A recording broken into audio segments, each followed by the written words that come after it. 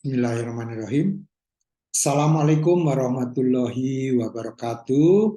Selamat sore, sahabat BRID dan juga profesional muda lainnya. Dengan saya, Gatot Widayanto, pada kesempatan kali ini saya akan berbagi tips ya. Sebetulnya bukan tips juga, ini sebetulnya lebih kepada strategi gitu. Dan ini berdasarkan pengalaman, saya belajar ini dari coach saya, yaitu Nigel Bristow. Kalau nggak salah sekarang mendirikan Bristow Leadership Center ya. Saya lupa apakah di Inggris atau di Amerika. Kayaknya Amerika. Baik, mungkin saya langsung aja ke pokok bahasan, yaitu mengenai 5 pertanyaan kunci dalam coaching. Sebelum saya masuk ke materinya, perlu saya jelaskan di sini konsep dasarnya dalam coaching itu apa. Jadi meminjam istilah yang pada awalnya coaching itu diperuntukkan, sebenarnya coach itu adalah seperti kereta ya, kereta raja zaman dulu gitu. Kalau Anda lihat definisi coach dalam kamus Merriam-Webster Dictionary, itu jelas sekali seorang coach itu atau coach adalah kendaraan atau kereta raja gitu ya. Adalah gambarnya di situ. Nah, yang ingin saya tekankan kenapa ini perlu, karena memang ini jangan disalahartikan. Karena saya banyak menjumpai mereka yang mengatakan dirinya coach gitu, tapi dalam prosesnya lebih banyak menggurui. Padahal itu bukan tugas seorang coach. Seorang coach adalah memfasilitasi dan lebih banyak bertanya dan memberi tantangan kepada si kliennya atau coachee-nya ya, klien. Nah, ini 5 pertanyaan kunci ini penting dan berdasarkan pengalaman saya sangat efektif untuk melakukan coaching karena memang sudah terbukti ampuh lah ya. Jadi ini perlu saya sampaikan di sini karena memang saya sudah menggunakannya berkali-kali ya, nggak cuma 1 kali atau 2 kali, tapi berkali-kali dan saya selalu kembali lagi pertanyaan ini. 5 pertanyaan kunci dalam coaching. Pertama adalah pertanyaan yang mendasar yaitu what are you trying to achieve? Apa sih yang sebetulnya ingin kamu capai? Baik dalam sesi ini maupun dalam hidup, maupun dalam karir atau apapun. Bisa juga dalam keluarga. Nah, ini menggali hal ini sangat penting untuk mengetahui motivasi utama dari klien saya. Ya, dari coach saya itu motivasinya apa? Dia untuk ingin ketemu saya itu apa? Nah, ini penting sekali dan sejujurnya berdasarkan pengalaman saya ini jarang sekali, bisa dikatakan hanya sekitar mungkin 10 atau 15% yang bisa menjawab direct gitu, langsung gitu. Ya, artinya banyak sekali orang yang nggak tahu tujuannya itu apa, tujuan hidupnya apa, kurang begitu memahami atau dianggapnya sesuatu yang remeh sehingga nggak pernah dipikirkan mengenai tujuan ya. Bahkan seringkali ini saya jumpai di akhir sesi dari coaching, mungkin di pertemuan ke-6 atau ke-7 gitu ya, baru dia kelihatan gitu loh, semakin jejaknya tuh di mana.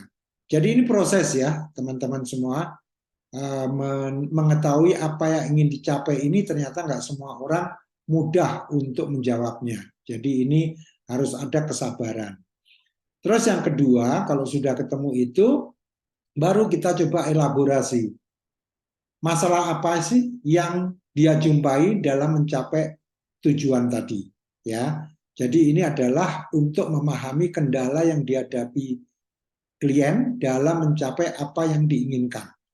Kadang-kadang kalau mereka belum tahu apa yang diinginkan, kendalanya yang muncul dulu. Tapi nggak apa-apa. Kalau saya sih sabar aja dulu, ya. Nanti toh saya akan kembali lagi ke pertanyaan pertama tadi. Apa sih yang lu inginkan dalam hidup ini? Apa sih yang lu inginkan dengan bekerja? Itu harus ditanya berulang kali. Ya, artinya jangan juga karena belum dijawab, kemudian kita nggak masuk ke pertanyaan kedua, ketiga, dan seterusnya. Ya, jadi ini penting sekali. Kemudian setelah itu kita tanyakan ke dia, sebetulnya dia sudah berusaha apa aja untuk mencapai tujuannya. Ini juga bisa ngalor ngidul, ya, bisa apa ceritanya panjang lebar yang intinya dia ingin membuktikan bahwa dia itu sudah bekerja dengan maksimal, gitu ya. Jadi pertanyaannya ini, what have you tried? Ini untuk memahami seberapa besar usaha yang sudah dilakukan terkait mengatasi kendala, ya. Dan ini juga kadang-kadang dielaborasi tanpa mengetahui tujuannya apa, ya. Tapi ya udah, kalau saya sih sabar saja. Jadi dalam mengaplikasikan 7 pertanyaan kunci ini kita jangan terlalu kaku, ya. Kita juga harus bisa merangkul yang diinginkan dia itu apa. Karena bagi saya yang penting adalah menciptakan rasa nyaman dulu. Kalau dia udah nyaman, bercerita itu bagi saya sangat mudah. Dan seringkali sampai emosional gitu loh. Maksudnya emosional, dia teringat orang tuanya, teringat ayahnya, ibunya gitu ya. Dan tidak jarang dijumpai mereka nangis gitu ya, karena ingat orang tuanya.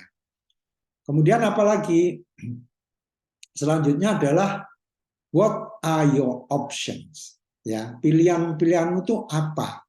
Dan ini pun pilihan harus datang dari dia. Nggak boleh saya sebagai coach yang mendefinisikan. Kenapa? Karena seorang coach itu mendorong ya klien untuk selalu berpikir dalam beberapa alternatif. Sekurangnya 2 alternatif itu cukup. Ya. Dan saya biasanya ya udah saya tahanin aja. Kalau dia nggak ngomong ya udah diam ya diam. Nggak ada percakapan sama sekali, saya biarkan sampai dia merasa bersalah. Akhirnya apa ya gitu loh, ya. Ini perlu kesabaran memang. Jadi semua proses ini tidak bisa kita langsung kita yang menyimpulkan, ya. Kalau dari ceritamu kan tadi sebetulnya kamu kan udah punya pilihan ini, kemudian kamu juga bisa melakukan ini gitu ya. Itu sangat saya hindari. Kenapa? Saya ingin proses berpikir secara terstruktur itu dia harus memaksa diri melatih. Jangan dari saya, jangan dari coach. Ya, bolehlah nanti kalau setelah coaching kita beri evaluasi nggak ada masalah. Tapi dalam coaching proses saya tidak pernah merasa tidak sabar untuk langsung memberikan option ke dia, nggak bisa. Harus dia. Bahkan optionnya salah pun saya biarkan. Tidak ada masalah. Karena ujung-ujungnya nanti saya akan bertanya. Ya, jadi biasanya kalau saya tidak puas dengan jawaban dia, bukan masalah salah atau benar ya, jangan salah ya. Jadi jawaban dia yang tidak memuaskan saya adalah jawaban yang tidak nyambung antara satu dengan yang lainnya. Supaya nyambung saya tidak mau memberitahu ini harusnya nyambungnya ke ini harusnya ke sini. Saya nggak mau. Karena apa? Coaching ini adalah mendewasakan. Kalau saya sekali lagi memberitahu, akhirnya dia seperti di Nina Bobo kan dengan semua yang dikatakan coach seolah-olah benar. Ya, justru saya sebaliknya. Nggak apa-apa saya dikatakan bodoh atau saya tidak ada ide. It's okay. Ya, yang penting dia mencoba dirinya untuk berkembang. Terakhir, pertanyaan pamungkas. What do you recommend? Ya, kebayang ya teman-teman. Tadi kan saya udah tanya optionsnya apa. Maksud saya mau maksa dia, gitu ya. Lu itu harus bisa memilih dari 2 atau 3 pilihan yang mana yang lu pilih, ya.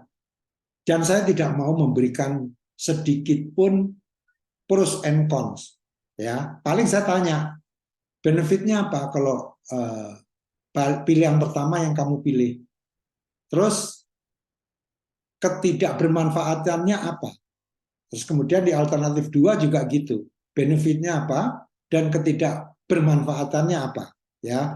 Jadi klien harus diberi ruang untuk merekomendasikan apa yang menurut mereka paling baik, ya.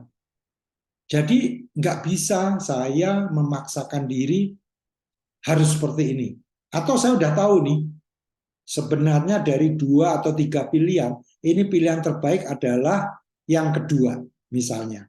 Saya tidak akan pernah mengatakan itu. Justru kalau dia sudah mengatakan 2 ya, atau 1 ya, kalau 1 nanti wah nggak enak, 1 ini kurang ini, kayaknya 2 deh yang saya pilih. Ya. Nah, kalau dia ragu-ragu, tugas saya adalah mengulang. Jadi pilihanmu yang mana? Yang kedua atau yang pertama? Ya, sampai dia benar-benar memberikan jawaban.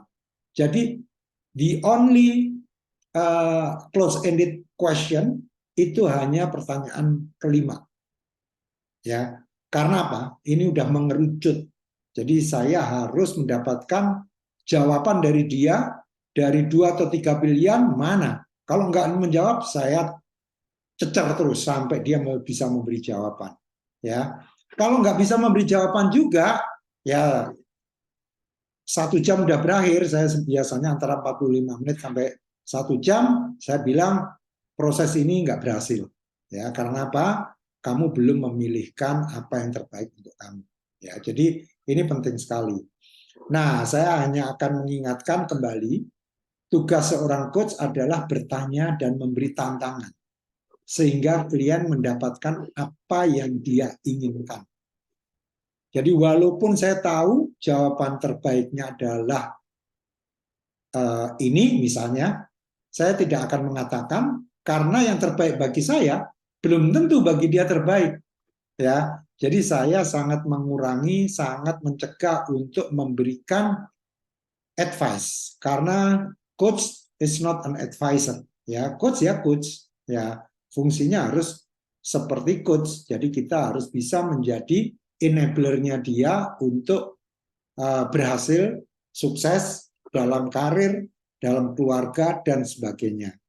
Demikian ya teman-teman, 5 pertanyaan ini menurut saya penting sekali dan berdasarkan pengalaman sangat efektif dan efisien tentunya ya dalam mencoba membantu seseorang menemukan jati dirinya dan membuat new journey. Ya, perjalanan hidup baru setelah coaching itu apa? Ya, dan itu harus datang dari dia. Karena yang menentukan arah itu dia, bukannya seorang coach. Ya, saya nggak akan bisa, kamu harusnya jadi ini, jangan jadi itu. Itu bukan coach. Ya, itu udah guru gitu ya. Ya, bukan berarti guru nggak benar ya, tapi saya kembali kepada fungsi sebagai coach adalah menciptakan enabler supaya dia bisa sukses ke depannya. Baik, demikian yang bisa saya sampaikan. Harapan saya video singkat ini bermanfaat dan bisa langsung diterapkan di profesi kita masing-masing. Terima kasih. Assalamualaikum warahmatullahi wabarakatuh.